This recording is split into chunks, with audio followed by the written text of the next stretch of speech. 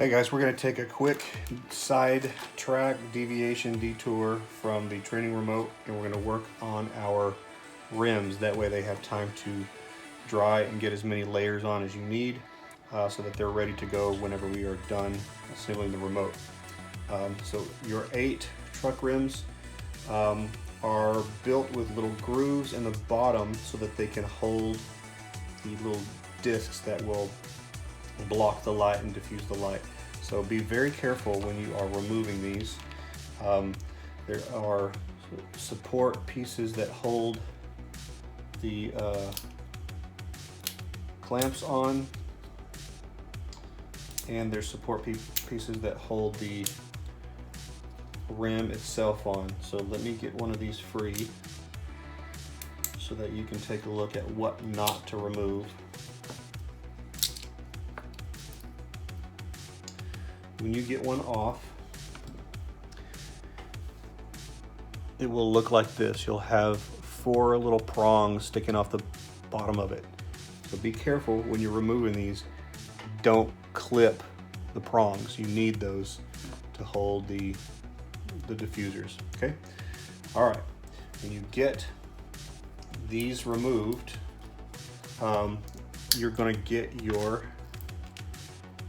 Molotow liquid chrome pin that was included in the shopping list from the first video.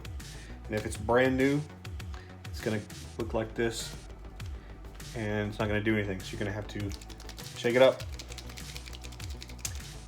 and pump it a few times, hold it down.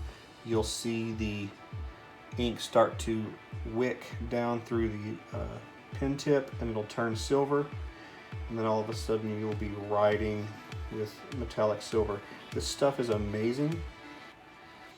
I use it for tons of applications. Well, it's a lot more well known now than it was when I first started doing these, but you want to get this kind of, pump it a few times so it's really flowing good. Okay. This stuff is really great. So what we're gonna do is we're literally just gonna color these in. The way this stuff works is that it self-levels. It's so thin that you actually want a thick coat. Most times when they say paint, you're gonna do thin coats and build up. Not with this one. With this one, you want it as thick as you can because you want it to kind of pool, and kind of almost like standing water. You want it to pool so that it self-levels. So we're gonna take our pen and literally going to just start drawing in the bottom, trying to get it in all the little cracks and kind of pump it to kind of get it to settle down in there. And we're going to color in the bottom and get all the cracks of the lug nuts, shove it kind of in the corners.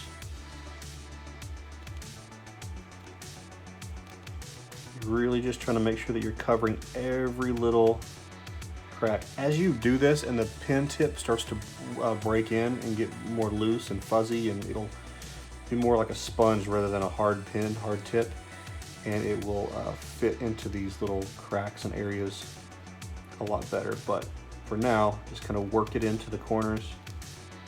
Okay, and then for the edges, you kind of want to just,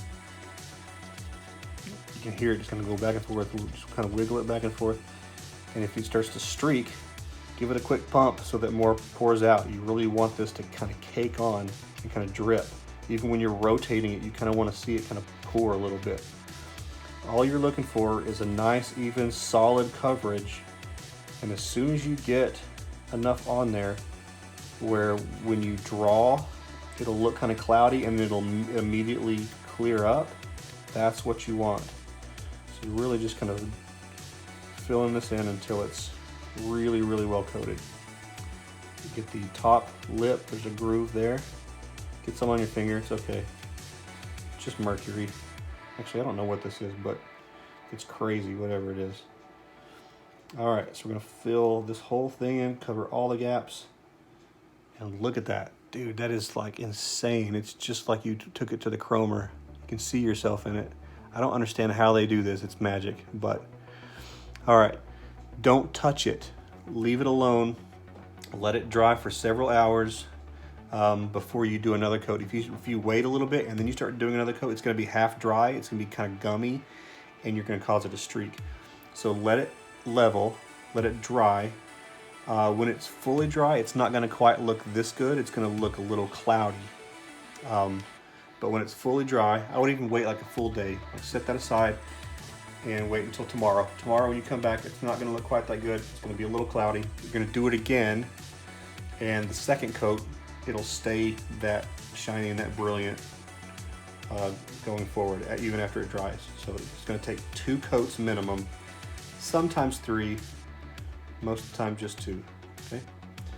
So again, you just really want to make sure that you're working it in all the gaps, all the grooves, covering up all the black spots, and then you want a good thick layer on the side walls so that it has enough to pool together and self-level, and that's what's going to give you that mirror shine. So do not be stingy with trying to coat these things. You also want to make sure that you're getting the outside lip of the rim here as well, because that's going to stick out and show when you seat the rim inside the hole of the remote. So there's a ridge here. You want to make sure that that part is fully covered as well.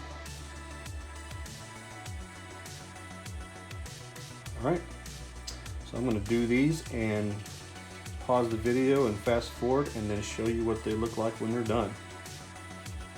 All right, so after 2 coats and 24 hours in between each coat, this is what you're left with. You still want to make sure that you're not touching it a lot with your fingerprints. That's what it should look like. All right, put these guys aside so that they don't get lost, and we're going to go back to our training remote. Thanks, guys.